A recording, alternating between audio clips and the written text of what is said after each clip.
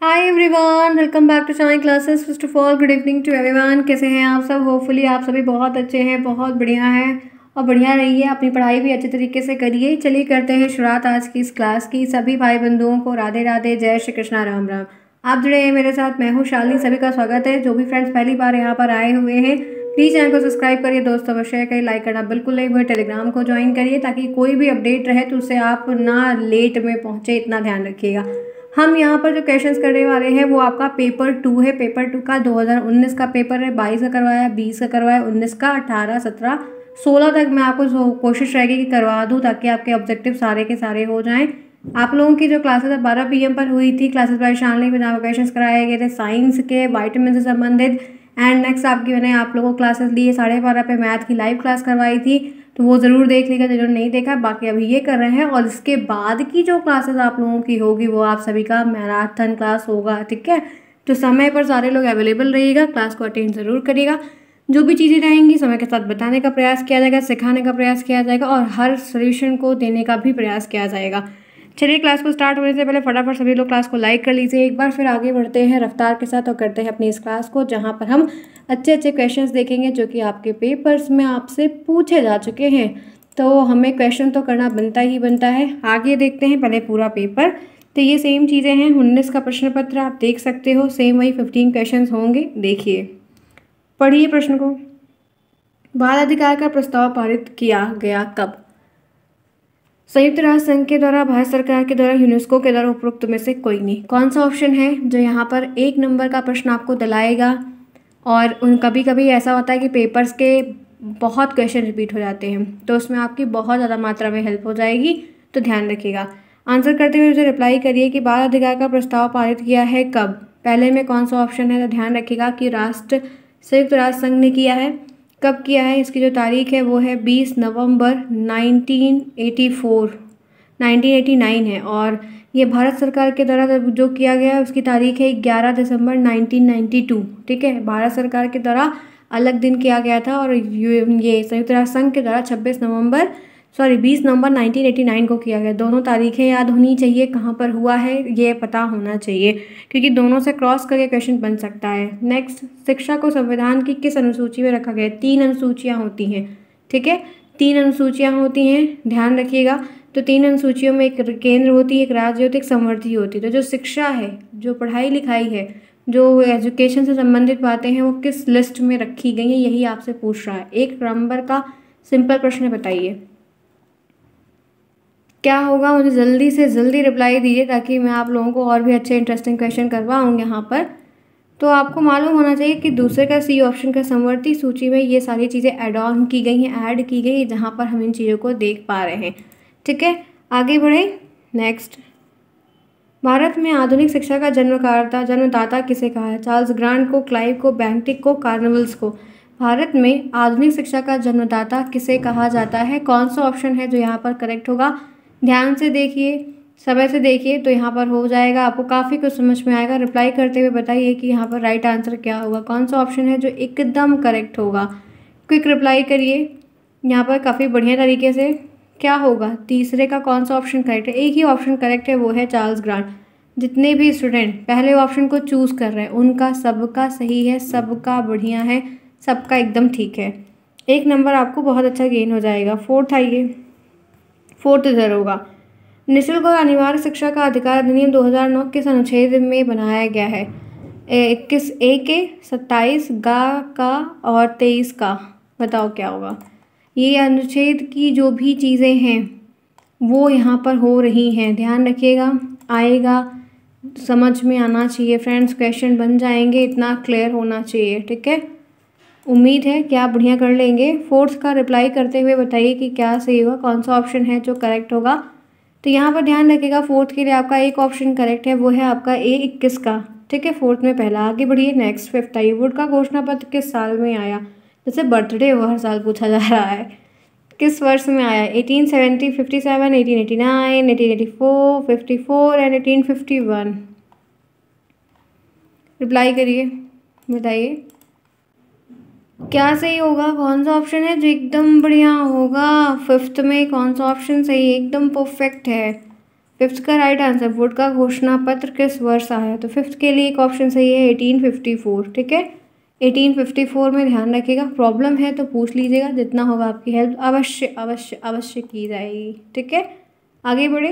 Next six देखिए, देश के प्रत्येक जनपद में डाइट की स्थापना संतुति किस राष्ट्रीय शिक्षा नीति के तहत की है? पहले तो थी नहीं, बाद में बनी। तो हम ये सारी चीज़ों किसके बेसिस पे ले आए? 1986, 1978, 1981, 1991। रिप्लाई करिए।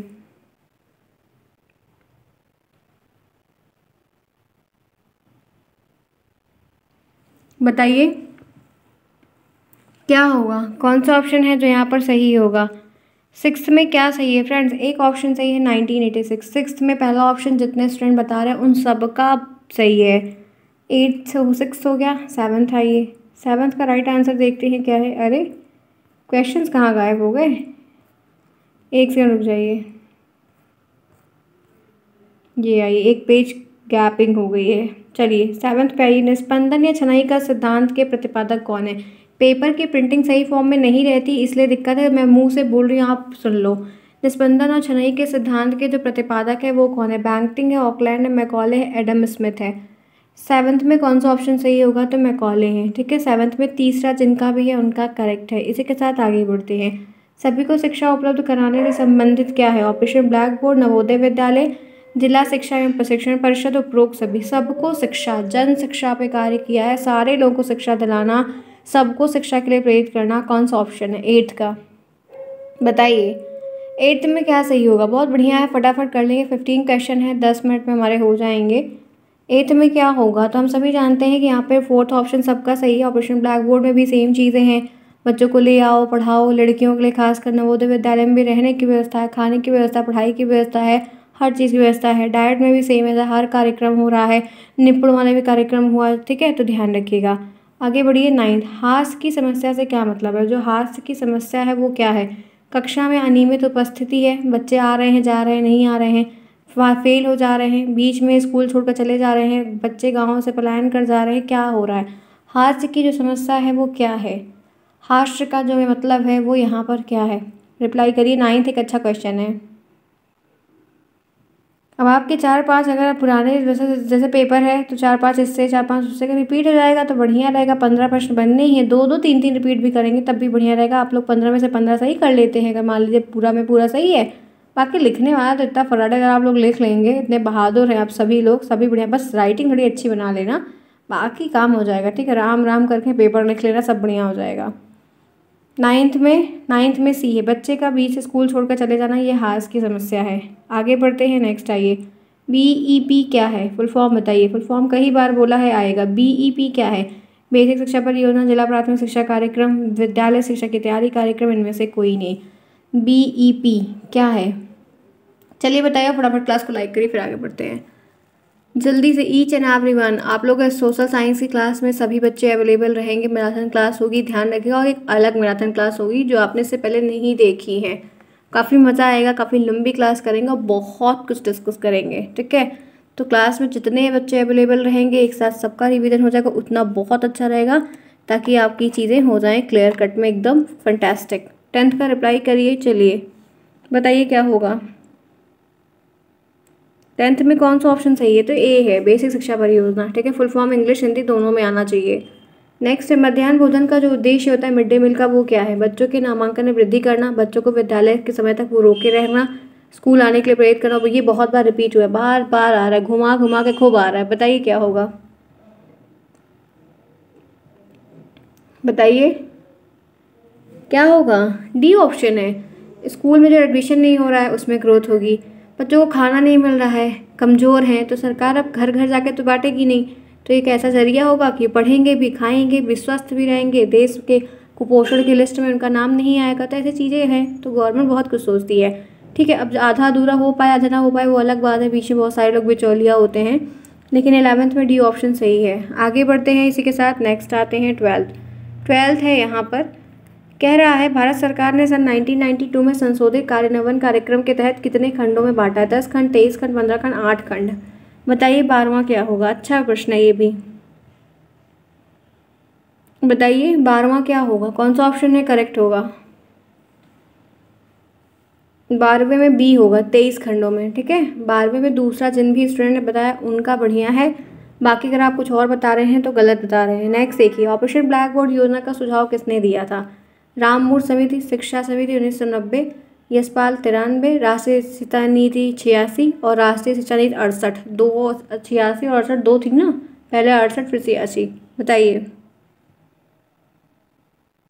ऑपरेशन ब्लैक बोर्ड योजना का जो सजेशन है, जो दिमाग में बातें ले आया है, किसने किया? 13 में एक ही सही है, राष्ट्रीय शिक्षा नीति 1986। 13 का तीसरा जिनका भी है उनका करेक्ट है। आगे बढ़िए, NPEGL में किस कक्षा के अपवंचित लड़कियों के अध्ययन करने का प्रावधान है? फुल फॉर्म पूरा आना चाहिए, हिंदी इंग्लिश दोनों। 2 से 4, 1 से 8, 3 से 5, 4 से 7। बताइए क्या होगा 14 में? कौन सा ऑप्शन 14 के लिए सही होगा? तो बी ऑप्शन, 1 से 8, ठीक है, 1 से 8 तक की लड़कियों के लिए है।